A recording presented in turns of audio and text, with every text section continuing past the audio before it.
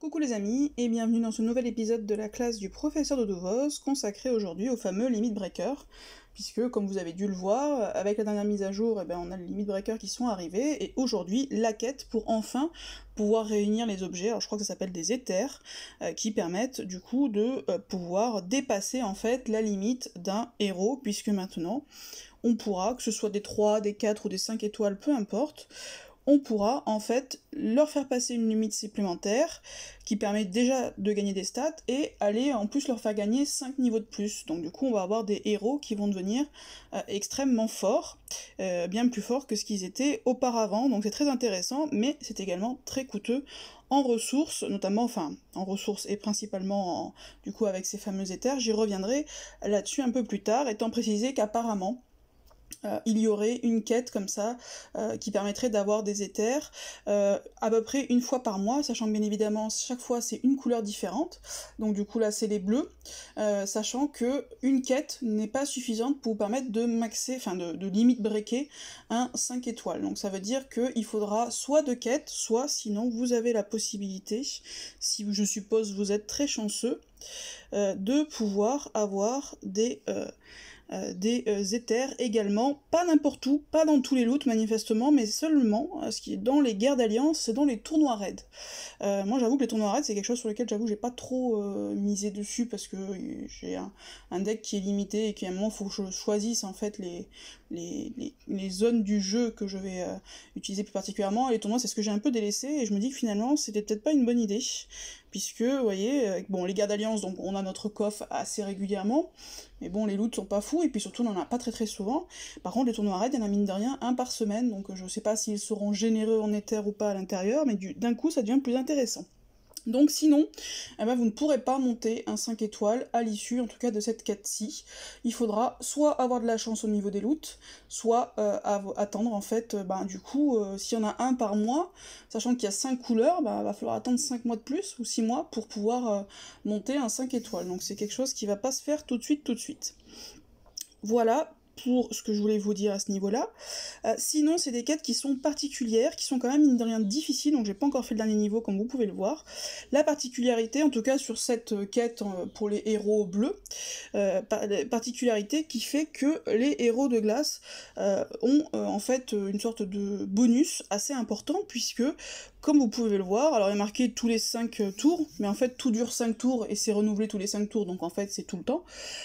Du coup les héros de glace en fait ont 75% de puissance pour l'attaque de compétences spéciales, plus 75% de puissance, donc ça veut dire que du coup vos compétences spéciales bleues vont faire plus mal, et les héros de glace vont également partager les dégâts entre eux pendant 5 tours.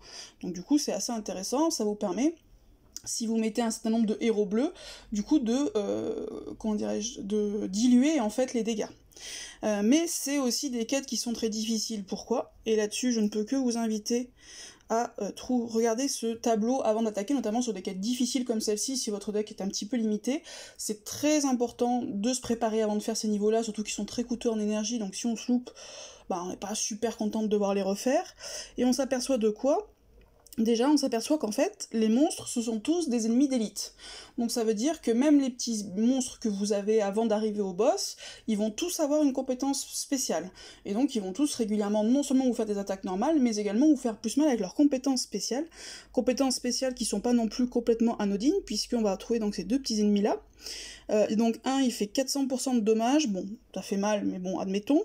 Il baisse la défense de la cible de 60%, donc ça c'est pas négligeable du tout. Et il va du coup faire un peu la même chose que fait par exemple Mitsuko contre le bleu, là c'est les verts, c'est-à-dire qu'il va renvoyer en fait tous les effets des compétences spéciales vertes. Donc attention à ne pas utiliser d'ennemis verts. Et celui-ci, je crois qu'il fait à peu près la même chose de mémoire.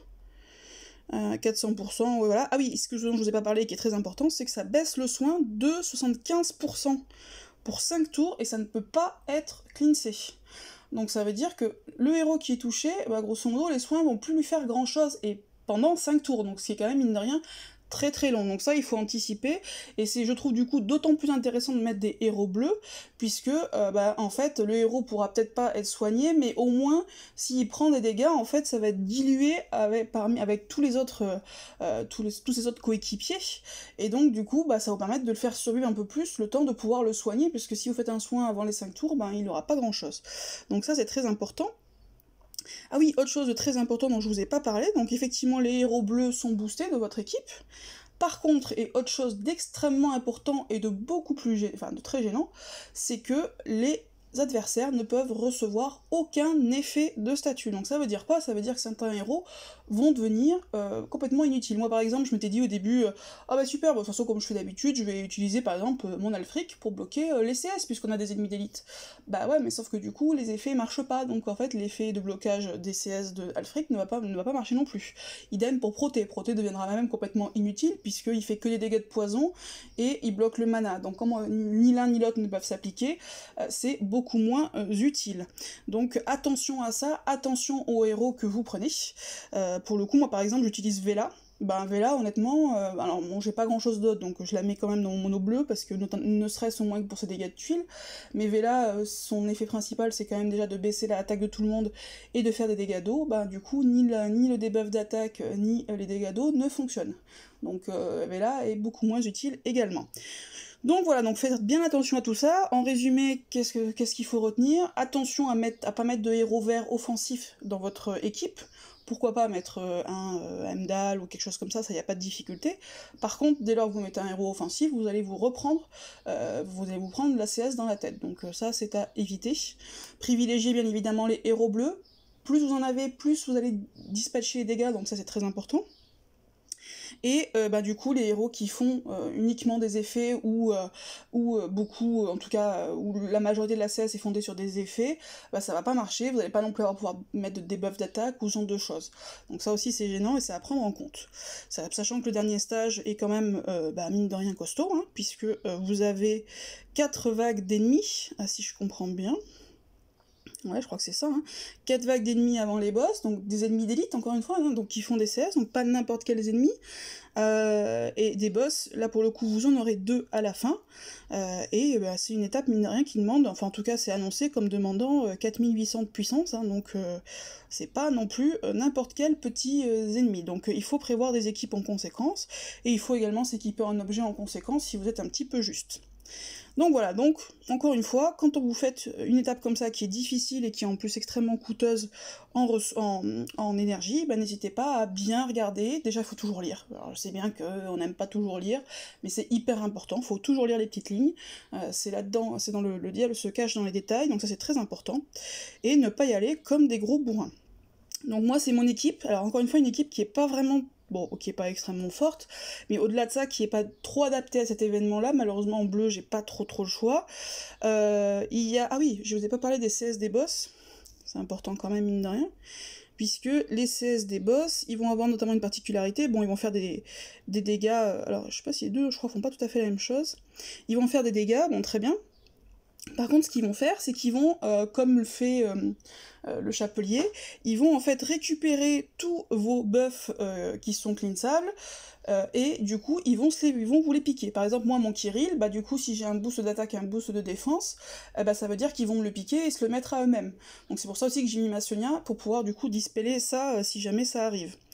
Qu'est-ce qu'ils vont faire sinon? Pareil, la même chose, ils vont encore une fois baisser les soins, et ça je trouve ça extrêmement gênant quand ça arrive, surtout que, non, c'est sur une cible, il y en a un c'est sur une cible et l'autre c'est sur 3 cibles mine de rien, et donc ça c'est très gênant, 3 cibles.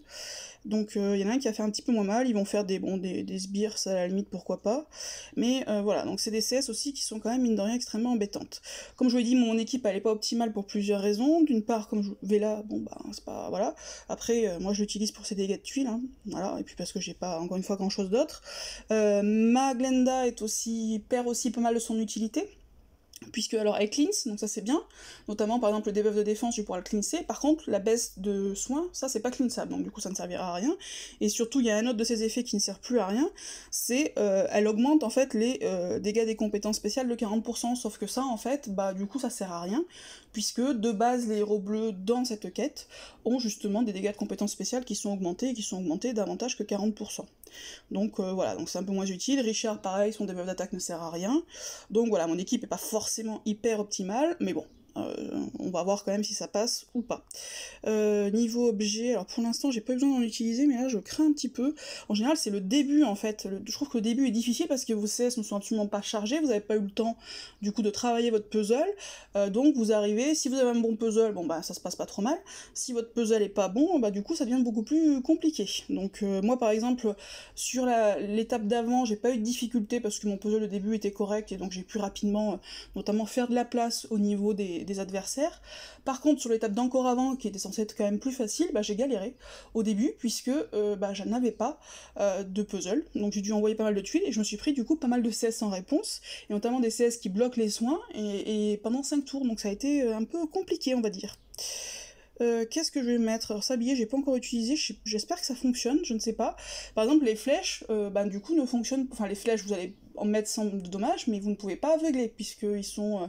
puisque du coup, ils ne reçoivent aucun effet négatif. Je sais pas si le sablier, ça marche, j'ai pas essayé, pour être tout à fait honnête, est-ce qu'ils vont perdre leur mana? Je ne sais pas. On va tester, potentiellement.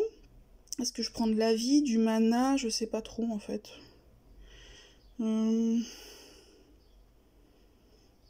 J'hésite.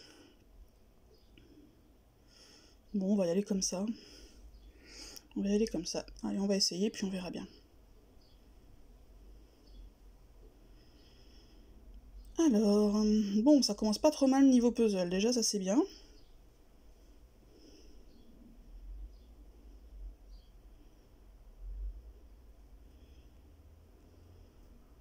Ça part même plutôt très bien niveau puzzle. Vraiment pas de quoi se plaindre.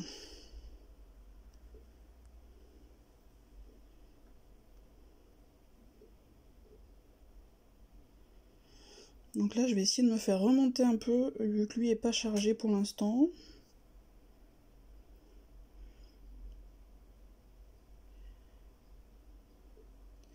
Là, je vais envoyer un peu de tuiles en fait, pour essayer de me préparer mon puzzle pour l'étape d'après. Tant pis, je vais me prendre une CS, mais c'est pas dramatique. Surtout que je vais pouvoir cleanser rapidement avec... notamment, alors, elle aura pas de soins certes, mais elle en a pas vraiment besoin. Et je vais pouvoir cleanser avec... avec du coup Glenda. Allez, on va essayer de finir. Nickel.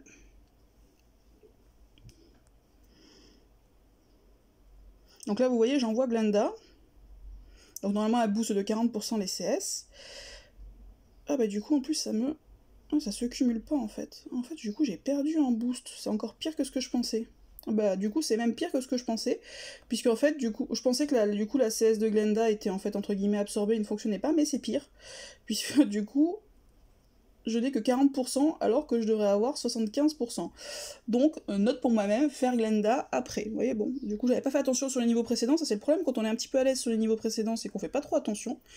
Et après, quand on arrive sur le niveau difficile, bah potentiellement, bah on se fait avoir. Alors...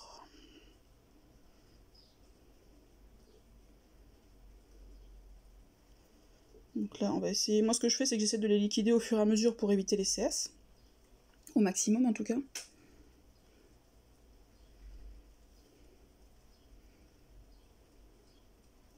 Donc là, normalement, voilà, j'ai retrouvé mes 75%, ma bêtise est, entre guillemets, corrigée.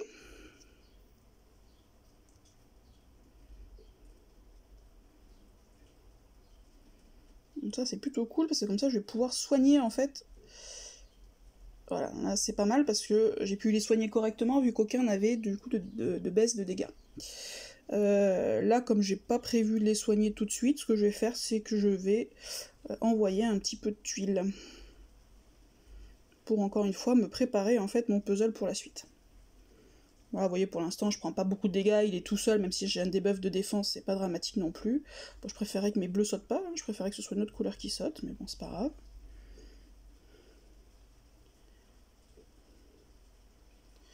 Allez, on va essayer comme ça. Donc là, on va essayer de ne pas faire la même bêtise que tout à l'heure. On envoie Glenda, du coup, après Vela et après Richard. Si j'avais su, je l'aurais plutôt mis à côté de... comment il s'appelle? de Kirill, puisque lui n'est pas offensif, donc on s'en fiche. Mais bon, bref, on apprend tous les jours, hein.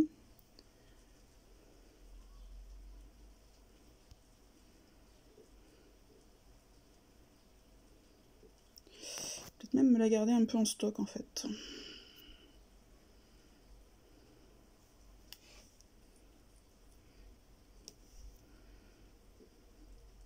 Donc là, pour l'instant, j'ai pas trop besoin de soins, donc je vais plutôt garder mon soin pour Vela, en fait, parce que là, pour l'instant, elle aura pas grand-chose, sinon.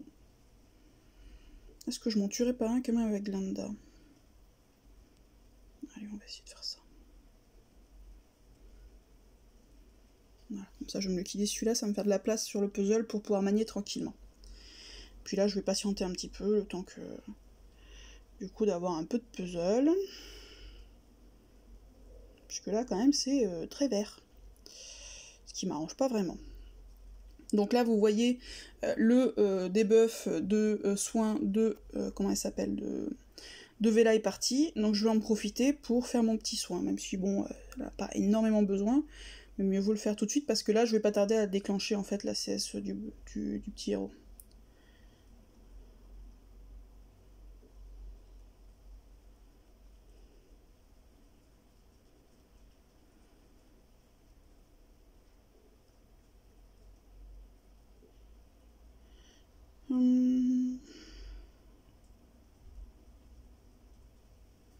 Allez, je vais me le tuer. Donc là, on fait attention puisque c'est le dernier moment avant le boss, hein, donc il faut que nos CS soient chargés avant d'y arriver. Je sais pas si vous entendez, mais vous avez mon chien en extra bit bonus à l'arrière. Donc là, je vais garder, parce que pour l'instant, j'ai quand même un bon puzzle, hein, donc on va pas se plaindre. Donc du coup, je vais garder un petit peu tout ça en stock.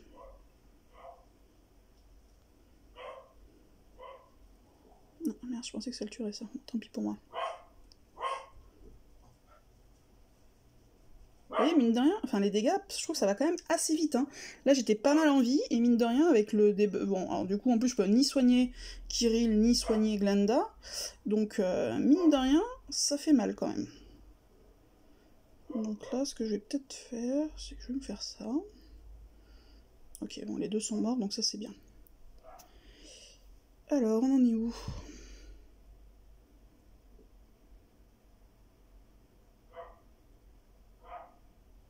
Encore 4 tours. Je vais voir, je vais attendre un petit peu de voir ce qui... ça c'était pas bon. Ah non, ça c'était pas bon, mais tant pis. Il va falloir que je soigne là. Ouais, on déconne pas, et on fait un peu de soin, mais vous voyez, du coup elle a pas grand chose, cette pauvre Glenda.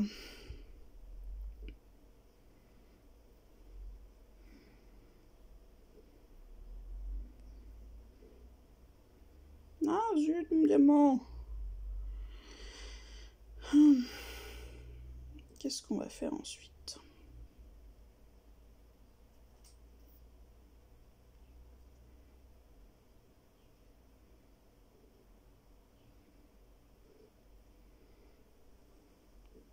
Bon, décidément, j'aurai pas mon diamant. Tant pis, tant pis, tant pis.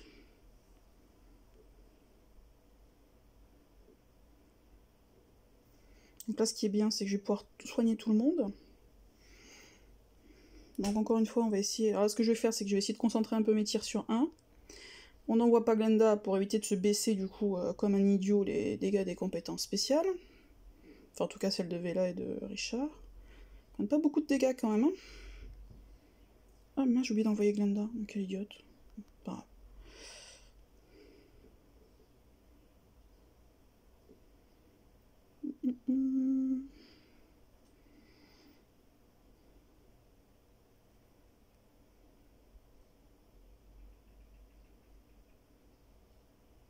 Ah, dommage. Je peux plus le buter avant qu'il attaque. Ah oui, bah non, on va peut-être s'arrêter là, en fait.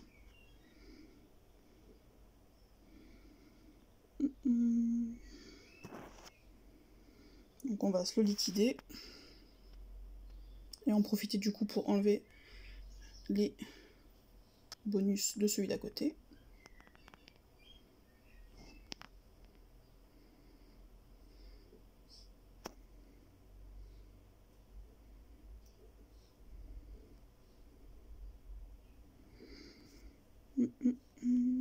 encore pour combien de temps là? Ah ouais, donc il récupère aussi le boost des CS. Ah ouais, donc s'il refait sa CS derrière, ça veut dire qu'on morfle quand même pas mal quoi. Donc, et en plus il m'a piqué mon partage de dégâts, donc il faut que j'attende maintenant 5 tours en fait. Ah ouais. Donc on va gentiment jouer à côté pour l'instant. Oh le con! Ah ça je l'ai pas vu venir. Ah ouais, parce qu'il a le boost d'attaque. Donc du coup là on va arrêter de faire des bêtises. Et on va notamment lui virer tout ça en fait, grâce à Sonia. Du coup la CS elle est extra forte en fait qu'il a. Ah oui, le problème c'est que ma Vela elle fait vraiment 0 dégâts quoi. Bon, il m'a buté Glenda, le fourbe.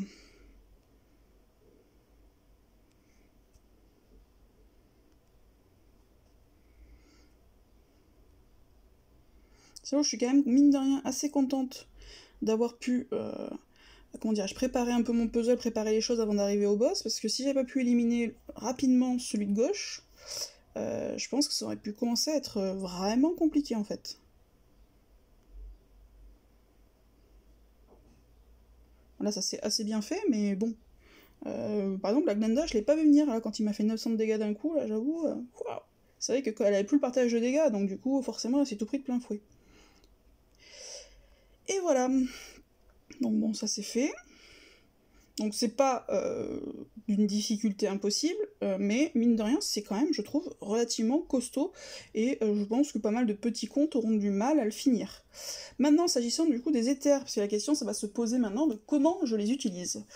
Donc bon, comme vous pouvez le voir, effectivement, il me manque un gros éther pour pouvoir monter Vela. Donc bon, pour l'instant, la question se pose pas, est-ce que j'utilise sur mes 5 étoiles, puisque je ne peux pas. Mais la question va se poser, est-ce que j'utilise sur mes 3 ou sur mes 4 étoiles? Donc là, vous voyez, pour maxer un 5 étoiles, il va vous falloir notamment 35 petits. Alors je parle pas des gros, parce que les gros ne sont utiles que pour les 5 étoiles, mais 35 petits et 20 moyens, sachant que je n'ai que 24 en tout moyens. Si je veux maxer, admettons, je me dis, Jot, j'ai envie de le maxer, enfin de le limit breaker plutôt, ben mine de rien, il va me falloir 5 moyens, donc ça veut dire que si je me fais Jot, et que du coup, alors j'aurai assez de petits, pour monter encore Vela si jamais par exemple je le souhaite, mais par contre je n'aurai plus assez de moyens puisqu'il m'en faut 5 et que j'en ai 24 et que j'en aurai besoin de 20 pour Vela. Donc ça veut dire que si je monte maintenant un 4 étoiles, et ben après ça veut dire que un 5 étoiles, si par exemple je chope un gros éther sur, admettons que j'ai énormément de chance, je chope un gros éther sur mon butin de guerre ou sur un tournoi raid, et ben je vais être bloqué si j'ai pas d'éther moyen également. Donc attention en fait à ce que vous allez faire. Moi personnellement je pense, alors j'avoue que pour l'instant c'est encore nouveau donc j'y ai pas vraiment complètement réfléchi, mais je pense que je vais limite breaker en priorité, alors déjà des héros évidemment qui me paraissent phares, mais je pense que je vais limite breaker en priorité, comme ce que je fais toujours en fait, ceux de ma défense GDA. En tout cas ceux qui me paraissent, ceux que je sais que je vais garder longtemps dans ma défense GDA, puisque, ben, comme d'habitude, hein, moi je priorise toujours ma défense GDA. Pourquoi? Parce que, ben, en GDA, vous pouvez utiliser chaque héros en attaque une seule fois, mais votre défense GDA, elle par contre va se faire attaquer plusieurs fois. Donc, encore une fois, c'est très important, c'est bien, on gagne une guerre en fait, il faut qu'on fasse plus de points que l'attaquant. Donc la défense compte tout autant que l'attaque, hein, parce que même si vous faites, je dis n'importe quoi, 7000 points, bah si en face, comme vos défenses sont pas au top, ils font 7500, bah vous allez avoir perdu même si vous avez fait un excellent score en attaque. Donc moi, je priorise toujours la défense GDA, donc pour l'instant, les 4 étoiles, je pense que je vais attendre, en tout cas je vais attendre un peu de voir, notamment à quelle fréquence tombent ces fameux éthers. Maintenant, pour les 3 étoiles, je me tâte un peu plus, notamment par exemple sur un Ordry ou quelque chose comme ça, puisque ça va me demander 5 petits éthers, et 5 petits éthers, je pense que j'ai de quoi les mettre, tout en, vous voyez, j'ai largement de quoi les mettre, tout en montant à 5 étoiles par la suite. Donc voilà, donc il va y avoir en fait des choix à faire entre 3, 4, 5 étoiles, ça va bien évidemment dépendre de beaucoup de choses, ça va dépendre de là où vous en êtes dans le jeu, évidemment, c'est des matériaux qui vont être extrêmement rares, a priori, pour l'instant, en tout cas ils n'en ont pas parlé à ma connaissance, on ne pourra pas les récupérer, C'est pas comme les emblèmes où on peut avoir un jeton, ou d'ailleurs sans jeton, mais on en perd un petit peu, mais on peut récupérer. Là, je me demande, ça va pas être tout simplement comme des télescopes ou autre, puisqu'au final, on fait que continuer de monter le héros. C'est un peu comme si on lui mettait, on va dire, un 5e palier, quoi. Donc, il est pas certain, en tout cas pour l'instant, ils en ont pas parlé, et il est pas certain du tout qu'on puisse récupérer les éthers. Donc là, encore une fois, ne vous jetez pas sur les éthers, réfléchissez bien aux héros utiles, ceux que vous voulez monter en priorité, en fonction de là où vous en êtes dans le jeu, évidemment, quand vous commencez, ça sera pas pareil que quand vous êtes à un niveau un peu plus important. Moi, ma priorité, c'est ma dev GDA, et après, éventuellement, peut-être que je monterai un petit 3 étoiles ou des choses comme ça, à voir pour, du coup, plus pour les events, ou pour les tournois, puisque du coup ça peut être aussi un cercle vertueux, c'est-à-dire améliorer ces 3 étoiles par exemple, pour pouvoir performer lors des tournois 3 étoiles, et du coup choper d'autres éthers. Mais bon, ça aussi ça dépendra des loots, je sais pas du tout quelles sont les proportions qu'on peut, enfin combien on peut avoir d'éthers et à quel pourcentage de chance on peut en avoir dans les loots, donc à voir.